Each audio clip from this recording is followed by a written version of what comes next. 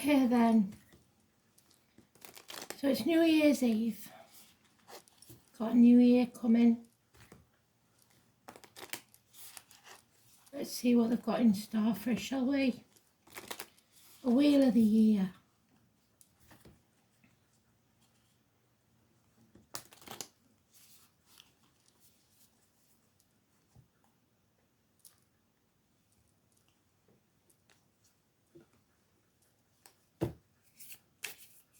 This is a collective.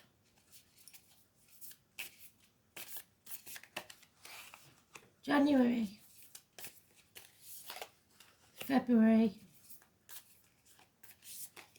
March, April, May, June, July, August, September, October, November and December. The overall energy is the devil. Toxic people, toxic situations, people who try to manipulate you or make you feel like you are their property. It's caring too much about what other people think. We've got to let go of that. And not really hanging on to the material side of life. It's not going to serve us anymore. January, Temperance. We've learnt some hard lessons over the past few years. Sagittarius energy. Balance is returning to our lives. We're looking out for ourselves. We're being more patient. The 14, massively important, positive energy. Sagittarius. Universities, study, hips and thighs. February, there's fear. Putting things off until tomorrow, maybe, because of weather or fear. The 22 is negative. These could be dates, they could be points on the astrological map, or door numbers, people's birthdays, anniversaries of passings, etc. So 2 major arcana in the first 2 cards. It means that we're going to have to be patient, and we aren't going to have to let fear get the better of us. Maybe we have to put things off until tomorrow. March, then we accept things just as they are. Don't shut ourselves off from people and things. Let the walls down and let it in. April, you have to fight for what you want. Can't sit back on your laurels and expect it to come to you. May, we've got Aquarius energy. Wishes and dreams coming true. But we have to face the chaos head on first. Getting out there, not dimming our light to fit in. Not making ourselves small.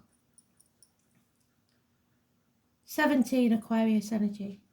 Wishes and dreams can come true.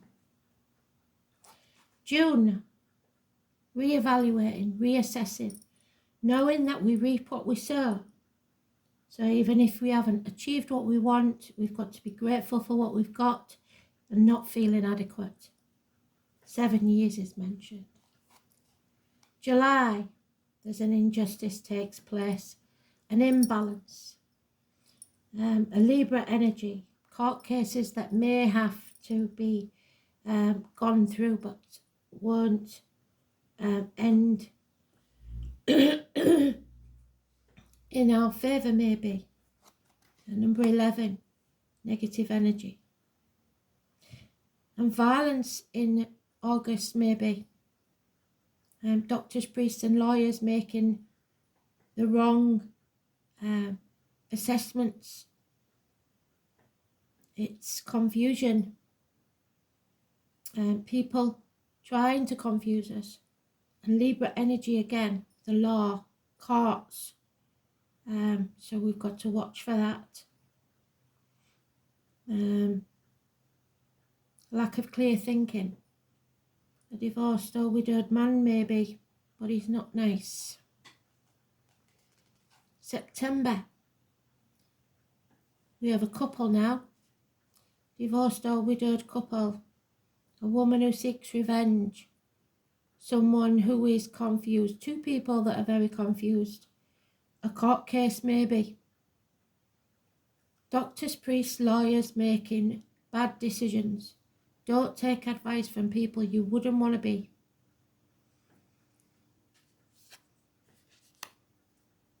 The moon. 18. Seeing the path clearly. Knowing it's not going to be easy. No longer confused. Two dogs baying at the moon. A Scorpio, a Cancer. Two people born in the year of the dog. But the 18 is the most important thing. Inner turmoil is over. No longer torn between two things. The path is clearer.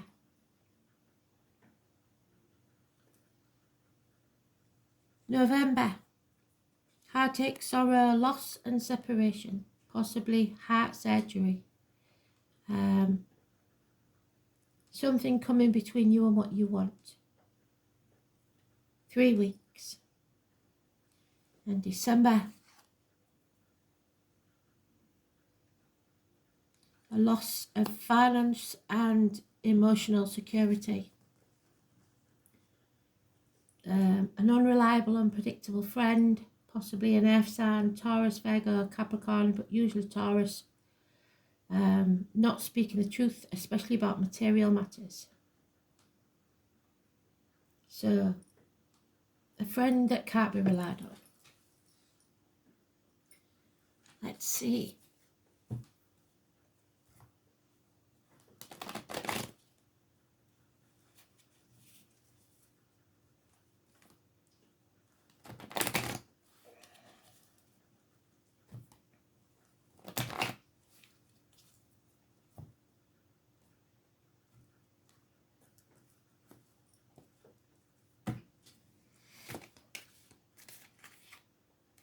So miracles can happen in January, but you've got to think positive. Communications, siblings, hands, arms, shoulders, healed. The mask comes off and you see things very, very clearly. 1st to the 28th is positive energy. We're slaying some dragons and it will be scary. Bickering, arguing people in February. Those born in the year of the dragon may be important. March, the truth comes out. Cutting through the bullshit, getting to the point. Accepting what is. Harsh words may be spoken. 2 aces. By April, we're making a new beginning. And possibly a new home, a new life, a new business. A portal that we step through. A gift from spirit that we have to nurture to grow it. Children in May, so those of you that want children, that may be a possibility in May. Happy memories of childhood. The innocence, someone may be coming back from the past. June, lack of self-esteem, self-worth, feeling drained, depressed, not loving ourselves enough. Scorpio energy, problems with shared resources and reproductive organs. July, having to fight for what we believe in, for what we want. There'll be no peace of mind in July. And there's that unreliable, unpredictable friend again. Somebody born in the year of the dog may be close by, but she is your finances, career might be a bit iffy. Unconditional love is needed in September. Possibly a Cancer person will furnish you with unconditional love. Cancer cusper, an early Leo or a late Gemini. Nightmare situation, but at least you see it clearly in October. November, it's a toxic situation. Like I said, heartache, sorrow, loss. We started with that. We have to break the shackles. Don't sign anything, don't agree to anything. Don't worry too much about what other people think.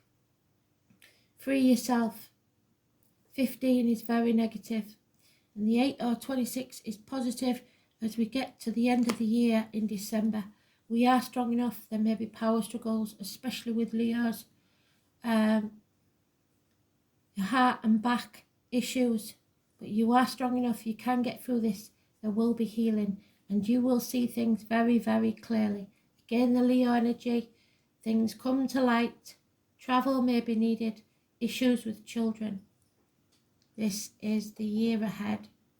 So look after the children and don't sign anything.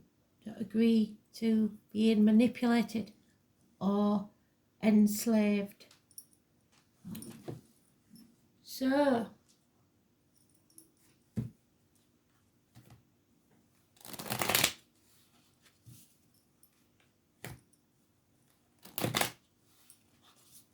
there won't be many surprises there for people, will there? I don't think. But we are prepared at least. And it's positive energy. So the 42 and the overall energy is 26. 26 is what we ended with. So it must be important. 26.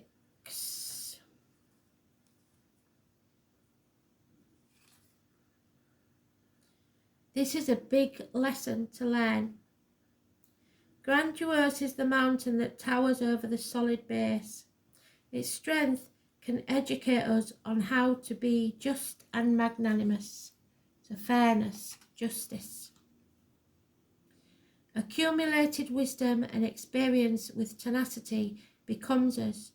From high position, one should control favourable situations, contribute time and energy from a broad perspective, and find clarity in everything, although one's responsibilities have grown. So we will get very clear on what needs to be done. Then 42, we are evolving. Together, wind and thunder join forces. The wind helps us reach other places, and thunder deposits its sound in the wind to create echoes. When we see evil in the exterior, remove it from our interior. So you're projecting onto others maybe your feelings. When we dismiss understanding and affection, we find it in the exterior. To follow our path, seek personal growth and share it with our surroundings. So we're growing as people, as souls, and we've got to think very carefully about how we treat others. So we're going to have one of each of these because we haven't done them for a very long time.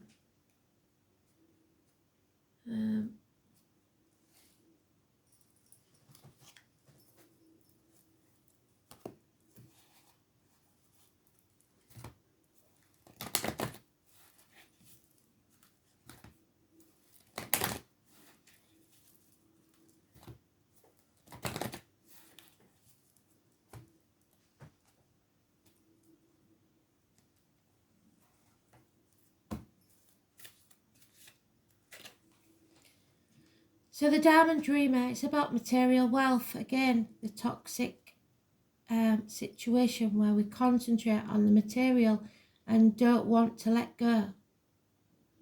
Material wealth and true prosperity. True prosperity isn't always material things. And number 6, massively important. So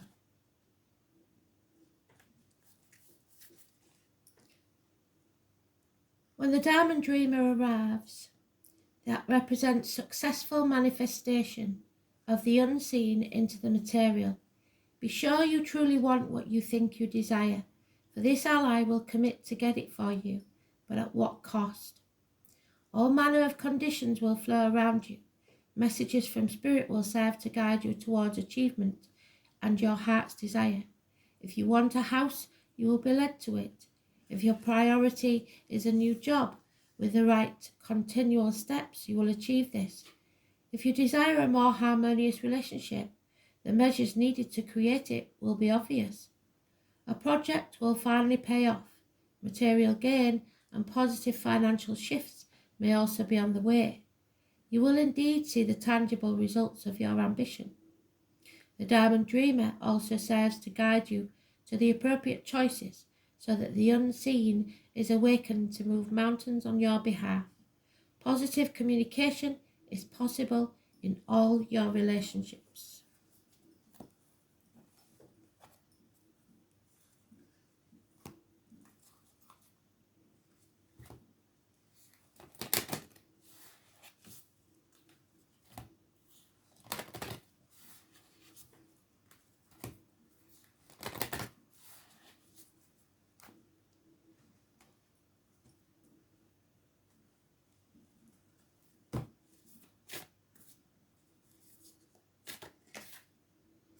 And take a leap of faith, so don't be frightened of the future.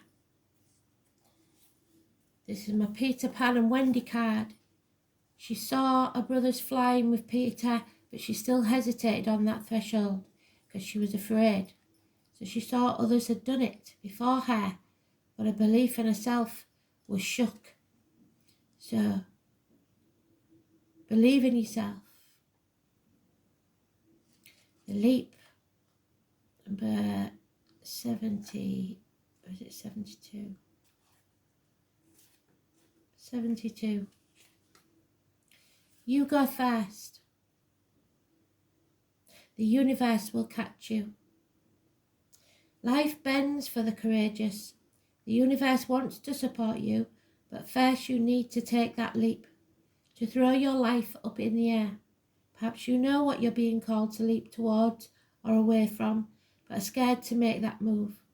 Or maybe perhaps you're waiting for a big fat sign or instruction manual, or permission to do so first. If this is you, then this card is your sign and permission slip to take a deep breath and leap into the unknown. It's scary to let go of all that we know in the hope for something new, and it's normal to feel anxious at the thought of letting go of what we know for sure. But this is the unavoidable process of rising, and right now, this is how you're being called to live.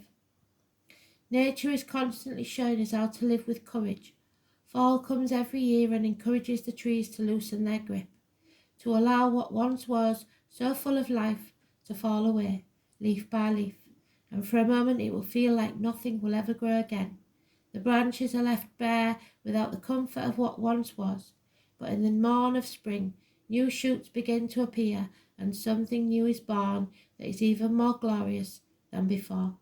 You go first, take a good run up and leap. So trust the universe. Take that leap of faith. Thanks for listening. Happy New Year.